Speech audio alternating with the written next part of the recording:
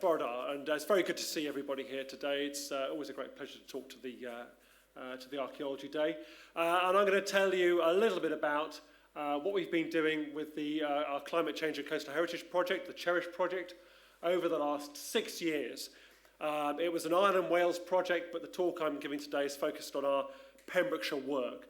So I'll introduce the background to the project firstly, and then look at the sort of 4 parts of the talk that I'll be delivering. And we open with a photograph of my colleague, Louise Barker there, last year fixing one of our network of permanent baseline survey markers in the cliffs above Albion Sands, where the Albion wreck is, down at Marloes. And it's one of a network now of fixed survey markers around the Pembrokeshire coast against which we can map future loss and cliff change. Even if you've got quite basic equipment, these are down to a few millimetres accuracy. And we've had as Thomas was saying, had the benefit of working in some most incredible coastal scenery. So the CHERISH project is an acronym for Climate, Heritage and Environments of Reefs, Islands and Headlands. It was a European funded project. It came to an end in June this year, but it ran from 2017 for 6 years. And it was a partnership between 4 organisations you can see on the right. So covering the archaeology, and the survey was us at the Royal Commission on Ancient Monuments at the top there, and the Discovery Programme in Ireland, a fantastic bunch of people there who really pioneer laser scanning, 3D modelling and advanced survey and geophysics. Then working with us as well, a real pleasure to work with Aberystwyth University's Department of Geography and Earth Sciences, who have all the climate scientists, the paleo-environmental knowledge, the geology and so on as well. And then the Geological Survey of Ireland as well, who are able to after a bit of legal wrangling after Brexit, we're able to get their survey vessels over to Welsh waters for some marine surveys in North Wales as well. And you can see on the left the sort of 4 planks of the project, what we were trying to do with this 6-year project between 2 nations. We were covering right the way back through the whole Holocene, back to the last ice age in terms of reconstructing environments and weather history. The Aberystwyth University team did a lot of coring and new sampling around the Welsh coast and also in Ireland.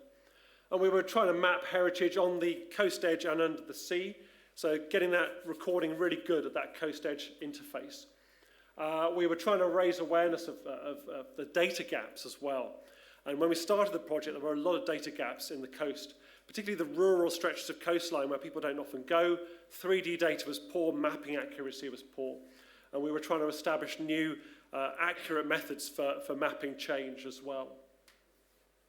So a talented lady called Caris Tate down in Bristol did some wonderful project graphics for us. But this shows on the left are Ireland and Wales areas. So essentially, Wales, we were covering project areas from Beaumaris and Anglesey all the way down to Stackpole in Pembrokeshire. And in Ireland from Dublin down to Waterford and Wexford and then out to County Kerry in the southwest. And it's a really invaluable chance to look at sites, comparable sites across the Irish Sea, particularly things like coastal promontory forts, which you have in Waterford and Wexford and Kerry. How are they similar? How are they different to the ones we have in Pembrokeshire, where we have over 60? So to be able to cross-compare with other people, their archaeology was a really invaluable chance. And you can see in Pembrokeshire particularly some of our baseline study sites that we were looking at, the Flintstone Bay Coastal Promontory Fort and the Castle Martin Range, Grasholm Island out there offshore, Pemplaidi Carvi Coastal Promontory Fort. And we'll look at those in the talk today. Now, we were at the start, we wanted to hit the coast edge with all the technology that we could get in a structured fashion. And archaeologists have often talked about a toolkit approach to recording, where you use everything. So I'm there up at number 4 in the area of photography, but it isn't the best method for doing a particular job. It's one way, one part of the wider toolkit. And early on in the project, we developed this toolkit diagram, which shows some of the higher level technology we were commissioning in or using. Number 1, the airborne laser scanning from a big survey aircraft, Environment Agency or other companies. Number 2, the drone survey and the satellite and the air photography. But then on the ground, incorporating archaeological techniques like excavation and survey with our colleagues, number 6 at Aberystwyth University, doing their coring and geophysical survey. And then even underwater survey, we're able to fund a new dive on the Bronze Bell wreck up near Barmouth, number 12. And we even did some rope access in North Wales, but we were trying to get some rope access done in Pembrokeshire, but just ran out of time, unfortunately, with lockdown. I never did get to dangle off a rope off Kaivi Headland, which is a real shame. It would have been excellent fun, I'm sure. So we had the toolkit approach to studying the landscape. And everything in that diagram we were able to employ in the project. And it was a really good way to sort of throw everything we could at the problem of coastal erosion and climate change. So in this talk, I'm going to look at 4 key areas. First of all, the airborne laser scanning we did in Pembrokeshire and the aerial reconnaissance. Then we'll look at some of the drone photogrammetry that we did to really lock down the data, the accuracy of what we have on some of our eroding cliffs. And we'll look at some of the excavations we did and the paleo work, and then, importantly, the legacy, what we have now, now the project's come to an end. And here's one of our guided walks last year with the Historical Society in St David's out on Kaivi. And as Phil said, the sun does shine sometimes, normally a few months ago, unfortunately, now. So airborne laser scanning, it's called LiDAR, light detection and ranging. And it's a high technology, sort of, well, quite a big bit of technology to use, and normally flown out of a survey aircraft. So big companies will come in and fly the area you need, or fly the whole country, as has recently happened with the Welsh Government funding. You can get LiDAR on a drone nowadays, but it's quite expensive. And there's the flying, me hanging out of a plane out of Haverfordwest Airport with one of our fantastic pilots. So lower left there, that was the situation in 2017 with high resolution 3D data, better than a metre or better, which is what you need for mapping archaeology accurately. It's not fuzzy. LiDAR gives you this computer model of the terrain, developed by the military, then employed by the Environment Agency for river catchment analysis and flood analysis, and that's why the Cleddau is mapped, but nothing else. And now, over the last few months, about April, the Welsh Government released all Wales airborne laser scanning at a metre resolution. And also Thomas and the National Park have commissioned, it's just been delivered, hasn't it, I think, Thomas, new LiDAR, high-resolution 25-centimetre LiDAR for North Pembrokeshire. So the situation's changed, but that's what we had in 2017. Sgwrs Island is covered in half-metre data right down the bottom, and we bought that, the Royal Commission commissioned that back in 2010. So at the start of the project, we wanted to commission high-resolution 25-centimetre LiDAR for 7 of the Welsh islands. And in Pembrokeshire, we did Ramsey Island and Grasholm Island. Now, here we see the new LiDAR data for Ramsey. Really impressive high-resolution data set. There's been work on Ramsey since it was purchased by the RSPB in the late 80s, early 90s by Heather and Terry James, particularly, and fieldwork by them. But large sections of the lower lying part of the island were sort of sod-busted and heavily, well, they put down to agriculture in the 60s and so on. So a lot of the archaeology has disappeared from there. There's still some surviving on Carniscabor on the north and Carnllyndain on the south there as well. But this allows us to sort of, first of all, within the project, fix the baselines. Those eroding cliff lines, we have a record of where those were in 2017 now. It allows us to look at archaeological earthworks from various lighting angles. That on the right is a 16-point hillshade, so a sun angle from 16 points combined. And in the middle, the magic of LiDAR is you can lift the vegetation off the ground, or you can take it away completely. So the middle map shows you the vegetated landscapes of Ramsey, so scrub and bracken and so on as well. So very useful for the land managers, the RSPB, to chart vegetation change in a few years' time. So for Ramsey Island, we carried out archaeological mapping of all the remains that were surviving on Ramsey, and some of the prehistoric type field systems on the 2 outcrops are similar to those on St David's Head and Sgwrs, probably worth scheduling, so I'll be recommending those for scheduling. So limited earthworks around the farm there as well. You can see lower left, the landing point and the farm. But we have a lot of eroding cliff lines here as well. Exposure of some early medieval type burials in the past as well. And the potential for early chapel sites. So we've got some good mapping data there now showing what that looks like and what the terrain is like as well. And we're able to then go out on the ground and do some field checking and reconnaissance. We were going to do some paleo coring on Ramsey, but the sort of lockdown fell at the wrong time, which is a shame. But Aberystwyth University has done some on Skocum, and we can always return to Ramsey in the future to do some further work on that as well. But it's a really good data set to chart future change and erosion on Ramsey. We also wanted to get some new LiDAR data for Grasholm Island. and it's so far out, 6 or 7 miles offshore, that it's unlikely it would fall within a national remit of any LiDAR survey. So we got 25 centimetre resolution data for Grassholm as well. You can see on the left all the gannet mounds there, the gannet nests, that are steadily covering the island from northwest to southeast. So the gannets build those nests out of guano, and then the male gannets parade up and down in the middle and wear the earth down to mud. And on the sort of southeast side, we've still got grass surviving, perforated former puffin burrows. I'll talk about Grassholm in a little bit of the work we did there as well. But we do have prehistoric type field boundaries on Grassholm. But you can see on the data, individual gannet mounds or gannet nests actually mapped by this new LiDAR data. With intermittent severe droughts and severe bouts of rainfall, we've actually got the central part of Grassholm, that muddy area. The mud is just washing off after intense rainfall periods. So it's losing its topsoil and its archaeology is vanishing quite fast. So good again that we have a sort of a moment in time that can be revisited in the future. Of course, when one has high-resolution LiDAR, you can do a lot with it if you have the time. We are fortunate in the project to have a PhD student, Kirsty Ackland, working with Hal Griffiths at Aberystwyth University on our Bardsey Island data that we also had flown. And once you start getting a PhD student in there with the right technical know-how, you can do erosion susceptibility mapping, as she has done on the left, showing that red, that area of high erosion risk on Bardsey, and the heritage risk assessment, showing what archaeology is likely to change or fall into the sea in the future. And that's an open access paper that's out there now as well. So it's about banking this data as much as being able to analyse it as well, and what we can do with that data in the future.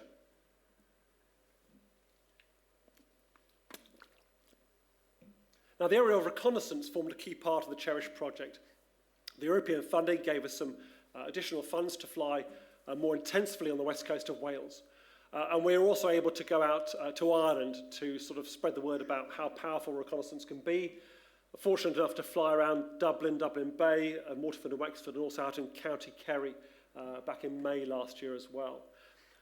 Flying not only at key low tides for intertidal and sort of shallow marine archaeology, but also get up on these increasing drought periods for crop marks. And that's the problem we have now with the changing climate. Aerial reconnaissance used to have fairly relaxed periods in between the drought summers. 1984, 1990, 1995, 1999, 2006, so you have a sort of 5 or 6 year gap between them. But now we've had record droughts in 2018, 2020, 2022, 2023. You'll remember May and June this year in Carmarthenshire and Pembrokeshire, which was a record year. I haven't seen sites like that since Terry's work and Heather's work in the mid-80s. It's getting very busy, actually. With the changing climate, changing crop regimes, we have new sites popping out in well-flown areas. So this is Tree Hill Farm at Marloes on the Marloes Peninsula. As you run down to Skoma Car Park, there's Marloes Mere on the left, a National Trust-owned farm. 2018, brand new site that we'd never seen before, appearing a lovely, large, sort of late Iron Age or Romano-British defended enclosure with a potential roundhouse showing inside. So Cambridge University first overflew this peninsula in 1959 looking for crop marks, and it shows you how the landscape is continuing to yield new information. And with these severe droughts, there was barely any water left in the ground, I think, in Pembrokeshire and Carmarthenshire this summer, until it started raining again on the 14th of July. And who would have thought that in Pembrokeshire, you can still be getting brand new sites out. These two near Haverfordwest on the left, a very complicated concentric defended enclosure of Iron Age type, but with this odd keyhole lozenge shape in the middle, almost as if it's incorporating an earlier Neolithic monument. Heaven knows, it's not like anything else we have in Western Wales. And on the right, a kilometre off the end of the runway of Haverfordwest Airport, which has been used since the mid-80s, a brand new site which conceivably could be a Roman temenos, a temple enclosure, or a villa. It's very characteristic. One for future geophysical survey.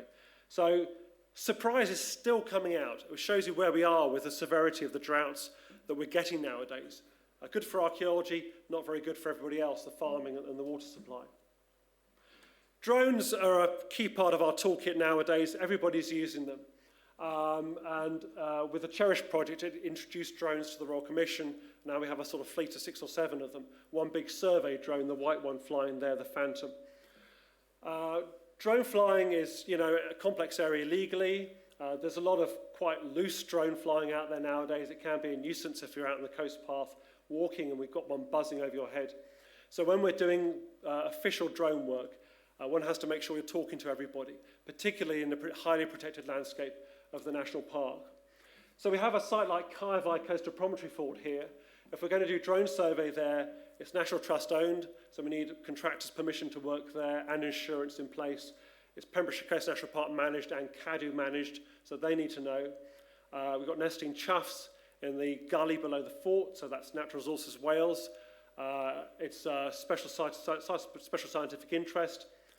We may have pupping seals as well. So we've got 5 or 6 different people to deconflict. And if you're flying over the farmland, you should let the farmer know as courtesy as well. So it's very busy, but very well worth it. And the drones, you can do lots with them. You can do photogrammetric survey as well. And we've got quite a few 3D models now, as has the Ddiwrnod Archaeological Trust and others, on Sketchfab. Go to Sketchfab, have a look. You can fly these models around in 3D and look at them. It's really very good to look at these sites in this way. There's a way of sharing the data. We knew we wanted to do some more survey down in the Castle Martin coastline. And we kept getting put off and kept getting put off. And then after lockdown lifted in August 2020, we were able to get down to Flintstone Bay. So you've got Stack Rocks on the left, Flintstone Bay Coastal Promontory Fort with its ramparts, and the cauldron there, and that historic road heading down to the harbour there, or the jetty at the end of the headland. And you can see some of the collapses, the recent collapses of the cliff line here as well. So we wanted to get new drone surveys done at Flintstone Bay, Croxley Dam Coastal Promontory Fort, also Buckspool Coastal Promontory Fort and Linney Head. No mean feat in a military training area. We were able to go in there in the summer and do the work, thanks to Lynn Hulston and everybody else at the DIO helping us work there. And this was really a case of getting better surveys of these monuments and also understanding or mapping those cliff losses. We can see particularly at Flintstone Bay, a big collapse in about 2014, which took about 5 metres of cliff line with it. And we're seeing with a lot of these promontory forts, it's not necessarily the sea that's attacking the cliff, it's intense rainfall that's pushing the cliff face off. You visit after heavy rainfall bouts and you've got jets of water pouring out of the cliff. So groundwater is really affecting the survival of these sites.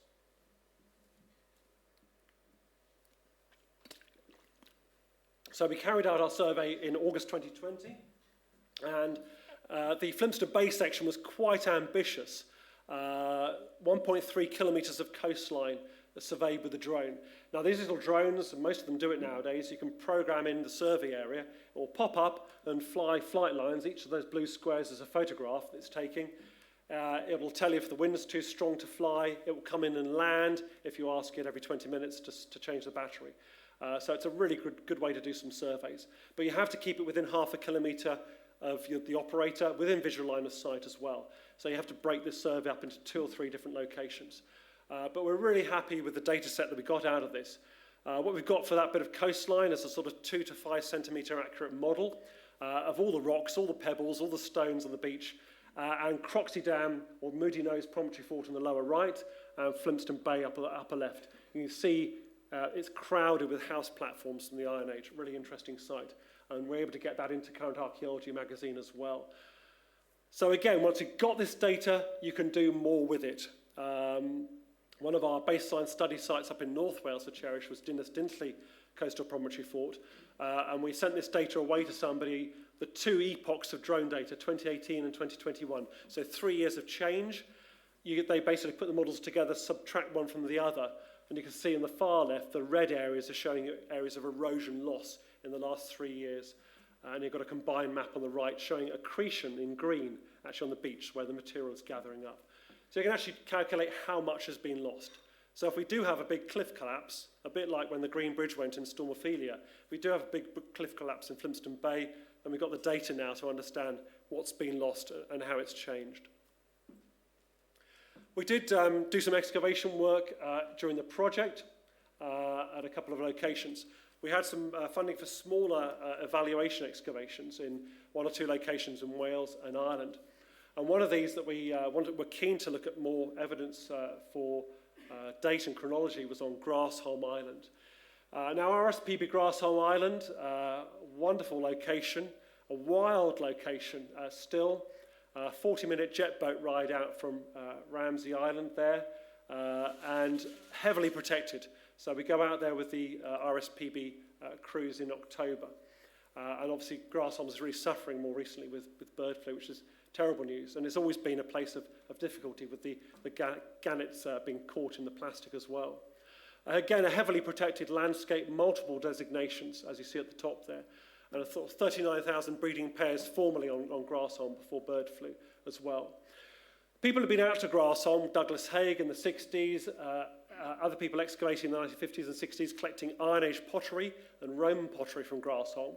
And we know from aerial surveys and the LiDAR that we've got field systems and huts of prehistoric or Iron Age character, as well as potential medieval structures there as well.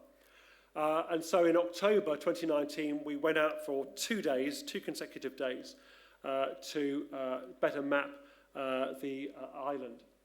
And here we can see a drone video flown when we were out there. And these are the problems with the Grassholm. On the near side, you've got grass surviving, but this is heavily perforated with former puffin burrows. So drought and rain are just washing this turf mat off. It's just disappearing quite fast or blowing away. The central part of the island, you have the cleared areas, because the gannets have cleared the grass, showing these field walls and huts survive in the middle. We've got building platforms under the grass. And on the west side, the gannet nests have actually covered the previous structures that Douglas Haig and so on have seen. So the archaeology is there, but buried under gannet nests. So it's steadily changing, and the archaeology is steadily disappearing quite fast on Grassholm. We made 2 previous visits out there in 2012 and 2016, so we had a better understanding of where the archaeology was. But we were particularly interested to look more closely at one of these huts or shelters on the island. There's been discussion about what date they were, whether they were sort of goose shelters or shelters for people taking sheep out there, or even informal shelters from shipwreck victims. People have been stuck out there for several weeks after shipwrecks in the 19th century. You can see the conditions on the ground, very muddy, full of gannet guano, full of plastic debris that the gannets bring to build their nests. It's a very sad situation. You would have seen all that on Countryfile and things in the past. But we had permission to study one of these sites. So we had a day of survey, and then the second day, about a 3 to 4 hour window, just to sink a small trench down to have a quick look at the surface evidence around this building. And what we found was a surprise, actually. Taking down the sort of mud either side of the wall and removing that stone tumble, it's a very well-faced wall with nice masonry blocks, good, well-fitted stone. So it's a formal built structure. It looks as if we've got a rectangular building that's tumbled into an oval shape. And although, because it's been such a wet year in 2019, we couldn't go down more than 34 centimetres, that was the water table, very unpleasant working conditions. We were able to probe down and hit a good floor surface, we thought about 65 centimetres. So the wall stands nearly 1 metre high there under the ground. So there's an awful lot of build-up of mud and other deposits there. But the caustic conditions there mean that even the paint from the ranging rod was wearing off. No fines. But it shows we have a formal building, but we don't have a date for it. But we have to be left wondering about that. We also had in the pot for Cherish funding for 3 big archaeological interventions. So 2 community excavations, one at Dinas Dinlley in North Wales, and one down here at Carfai, and then a wreck dive up in Barmouth Bay on the Bronze Bell. And we selected Carfai coastal promontory forts for a number of factors. But a visit there early on with CADU staff and National Trust staff and the National Park confirmed that not only is it at risk of imminent collapse, you can see the great big ramparts, 4 huge ramparts in this promontory fort, but a huge chasm beyond, full of huge cracks. It could go at any time. But also the management concerns with the ramparts, which are thick with blackthorn growth and also burrowing animals, rabbits particularly. So there are many management reasons why we wanted to get a grip on what was going on here. We'd done the geophysical surveys on here, we'd done drone surveys, we'd surveyed it, so you do everything you can before you dig up a scheduled ancient monument.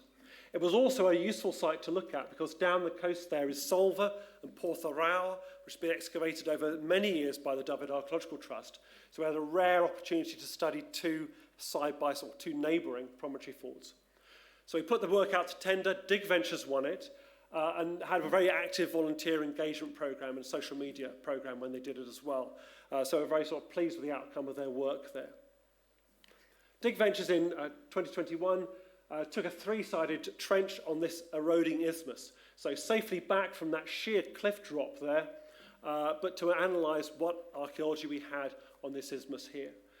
The dig was a real success, I think, from engaging people, which is what the Cherish project funding was all about. 150 volunteers over 10 days, a 12-year-old there working and an 8-year-old working there as well. I'm not sure if people in the audience were able to work out there as well in their time, and some really good engagement with the social media. It was an interesting excavation, really. It revealed a rubble platform just in the foreground here, just inside the main gate, and the fragments of two buildings, also some flooring, also some remnants of furnaces from copper and iron smelting, lots of slingshot, and also a fragment of Iron Age pottery.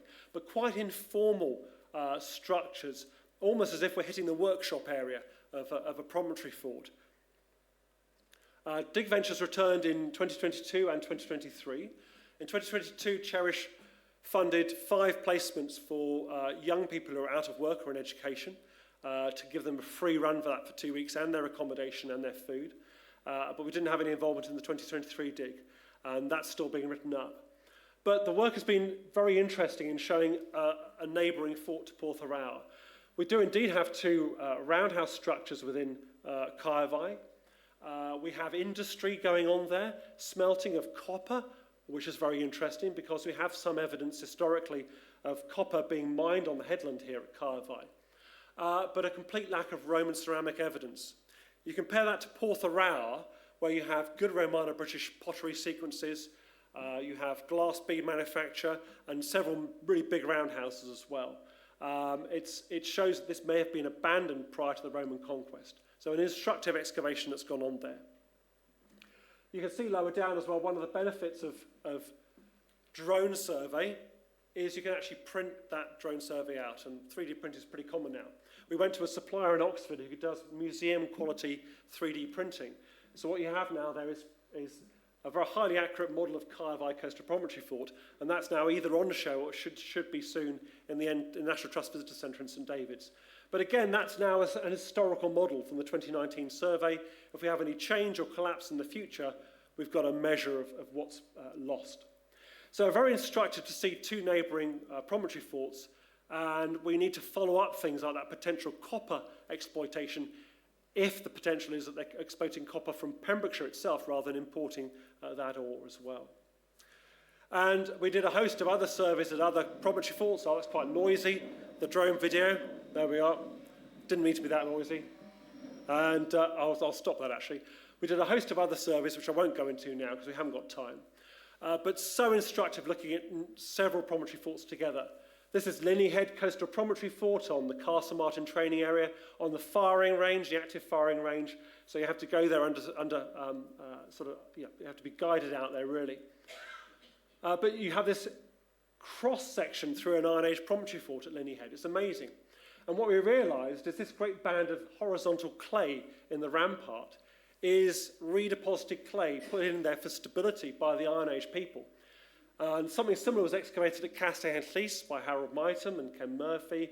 We have other evidence up the Ceredigion coast of that. And they have to dig that clay out, store it somewhere, build the rest of the rampart, then put it back in again. It's extraordinary. Harold describes it at Castell-en-Llys. Also, look at the ditch section there, you see, with the white arrows. That's a square profiled flat bottom ditch. And you can see how it is behind Louise there, now infilled. Think of the prestige of approaching that site in the Iron Age with this huge yellow-white flat bottom ditch and then a rampart walled in limestone walling. It would have looked absolutely extraordinary. So much more to learn from all the other coastal promontory forts we have in Pembrokeshire. I haven't got time to cover all the paleo work we did in Pembrokeshire, or Aberystwyth University did, but there's a huge amount online that you can look up and chase up if you're interested. Such a privilege to work with geographers and scientists. As an archaeologist, you go to a site and you can do certain things, but to have a geographer on site as well just gives you a whole range of new information. And from the left there in front of the tank, you've got Hal Griffiths, Professor Sarah Davis, Holly Wynne and Patrick Robson, who did a lot of the work in Pembrokeshire. They did new coring of the dune systems at Stackpole to try and understand how that sand got up top of the hill, new luminescence dating of it as well. Coring at Castle Martin Course, and also Cumderry at Dinas Head, and also new work on the peats at Newgale as well, all to understand climate change, sea level change, and the inundation of coastal woodland, the change in freshwater environments at the coast edge and lagoons to seawater environments as well. So a huge amount of new work done.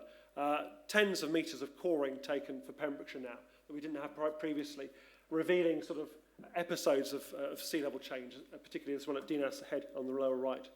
But also new work on some of our submerged forests. At Newgale, that tree trunk there, 5.5 metre long tree trunk at Newgale, which turned up in 2021. Radiocarbon dated now, that's a Neolithic tree, 4,300 BC to 4,500 BC. And that's instructive. If lower down the beach you're getting Neolithic woodland and further up you're getting Bronze Age woodland, you're seeing that influx of the sea changing woodland to a brackish environment, to salt marsh, and then to marine muds. It's what we're seeing around the Welsh coast. So we're getting more data, better data in for what's happening there. So to sort of finish really on our legacy of what we've left behind really, now the project's wrapped up. And we can see on the left, Dan and Louise talking to Chris Jessup down at Marlos about the Albion wreck, learning an awful lot from Chris there. And on the right, Stephen on the Castle Martin training area, who does all the bomb training and so on, the safety training at the start. So we've worked with some brilliant people in Pembrokeshire over the years. We've been out doing this new work. But it's always good to try, if we can, give something back. And the Albion shipwreck was one of the sites we were really interested in doing more work on. The Albion was a paddle steamer, pretty inefficient coal-fired paddle steamer out of Bristol docks, which did regular runs to Dublin for pigs and other loads of goods and everything as well. In 1837, the captain thought he'd push it a bit through Jack Sound, which is a very dangerous headland, or stretch of water between the mainland and Skoma, hit a rock, and the paddle steamer started sinking. So he was able to beach it on what's now called Albion Sands at Marlos, where it sat for a while before being broken up. So nobody was killed. As Chris Jessup said, Marlos did very well out of bacon that winter because the 400 pigs disappeared. But what you have is a very visible wreck because the crank arm sticks out of the sea at all but the highest tides. You can see that. And Chris and his group of friends and a lot of people in Marlo's community have done a lot of work over the years to map this. It was really exposed in 2014 after the big storm, and to rescue bits of wood as they come up. And you can see there on the beach what you have, the crankshaft bearing the frame, two sections of the boiler for this coal-fired boiler, and the crankshaft arm sticking out of the beach. So we've done new survey work here. You can see that on our Sketchfab site, the 3D model. We also did some magnetometry, some geophysics of the beach last year to map the extent of it. And this probably ought to be a protected site as well. It's a really interesting historic shipwreck. But working closely with Chris towards some new interpretation panels, we're able to get a new illustration of the Albion paddle steamer, which was finished this summer by Nigel Vaughan. And Chris went all over this, over about 5 different re-edits to get it just right, looking at historic photographs from Bristol docks, and a contemporary model in the Science Museum of the Albion as well. And there are the pigs whose fate's soon to be decided on the bow of the ship there as well. Yeah, very distinct details, the ensign on the back, the white funnel with a black top. So this is either chugging out of Dublin port or Bristol port. We've also commissioned some other new reconstructions, and I know we probably see some of these from the Cup Hut project this afternoon. It's amazing what these digital artists can do nowadays. This is Carvai Coastal Promontory Fort, reconstructed by Wessex Archaeology, with that eroded chasm filled back in again. This amazingly impressive series of 4 ramparts and a complex gateway leading into this interior, and a ship from the Mediterranean visiting offshore to do some trading with the locals around 100 BC. But it's all in the detail in these drawings. I have to thank Ken Murphy particularly for really helping us revise the details on the gateway there from all his experience at Castell Hen Llys. So you can see a sophisticated gateway entrance and a slinging platform elevated above the gateway. Absolutely terrifying place to go into in the Iron Age. But it's all in the detail. To reference the potential copper mining, we've got the chaps, or indeed the women, dangling off ropes down the cliff. May not be strictly accurate. And also people in hidebound curraghs, canoes going out to meet the trading vessel as they visit. And these reconstructions now grace 2 new interpretation panels that have been designed with the National Trust Wales. So the Carvai panel will be in the National Trust Visitor Centre in St David's shortly, and also at St David's Bunk Barns and Carvai campsite will have a copy. The Marlowe's panel will be in Marlowe's car park next year, next spring, and I think there's also a copy going to the Dale Community Hall as well. And you know, as well as those, we have a lot of videos on the YouTube channel that we haven't had time to show. But that's Cymru Eglwys. We've got lovely videos about some of your Pembrokeshire sites as well. So plenty to look at. We've got a sort of legacy, a sort of political legacy of the project, government legacy of the project. The evidence has gone into some Welsh and Irish sectoral adaptation plans, which we're really pleased about. The 2020 climate change subgroup plan that Cadw published has got CHERISH stuff in there. If you search Cadw climate change, this comes straight up on Google. The LiDAR you saw, the digital data you saw, it's all open government license, it's European funded, so that's free to use under license. So that's great for any future work you want to do. If you want to look at Ramsey in 3D, get the data off us, pop it on your computer. We've got this new network of fixed baseline markers around the Welsh coast as well, and new education resources on the website. So it's been a busy 6 years, and we've tried to do quite a lot, and I think we've done most of it that we plan to do. I'd like to thank the wider survey team, or the wider team of the 4 organisations, and you really do need these big funding pots to bring together marine scientists, geographers and archaeologists. And I hope we see the like of that sort of funding pot again, because there was an awful lot of that investment ended up in Pembrokeshire, local contractors, local farmers, and local organisations as well. So it's all been worth it, I think, as well. Finally, I'd like to thank an enormous number of people. I won't read everybody out, but there's a lot of people in this room, the Dyfed Trust, the RSPB, Cadw, the National Park particularly, who've helped us along the way to make these projects work properly. And in a county like Pembrokeshire, it's all about collaboration and partnership. And it's such a good county to work in for those things. It's absolutely fantastic. We did publish our toolkit guide, our sharing our practice. We've brought a few copies with us today. You can take those away for free. It's also online. Just tell us how we did all the surveys. But that, I hope, is a rapid summing up of the work we did over the last 6 years for the CHERISH project. Diolch yn fawr. Many thanks.